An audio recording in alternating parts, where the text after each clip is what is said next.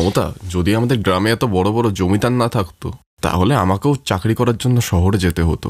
কথা তো তুমি ঠিকই বললে, কিন্তু তোমার এই সফলতার পেছনে আমাদের মেয়েরও ভূমিকা রয়েছে।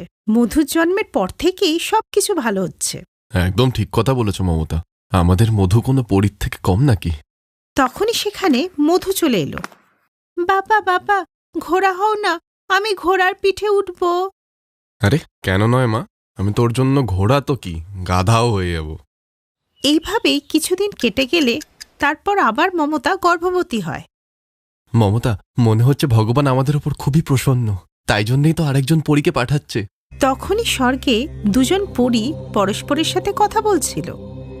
বোন, রমেশদের পরিবারে যে একজন পরী আসবে এই কথা তো সত্যি, কিন্তু এই লোকেরা কি ওই পরীকে চিনতে পারবে? এটা রমেশদের পরিবারের জন্য একটা পরীক্ষা।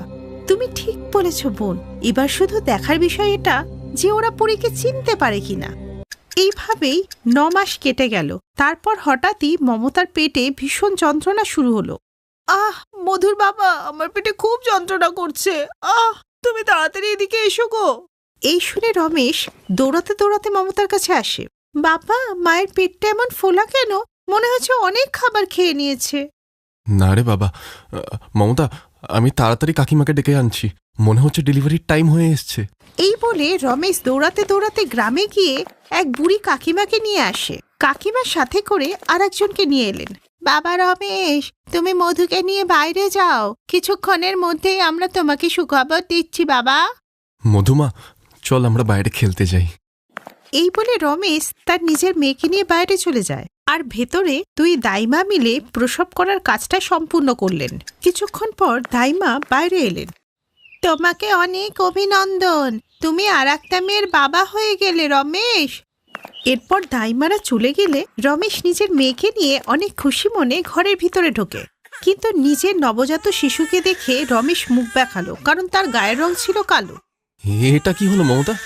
তুমি ফর্সা, আমি ফর্সা, মধুও ফর্সা, তো ওর রং এরকম কালো কেন? হ্যাঁ মধুর বাবা, ফর্সা কালোতে কি যায় আসে? ভগবানের যা ইচ্ছা তাই তো হবে।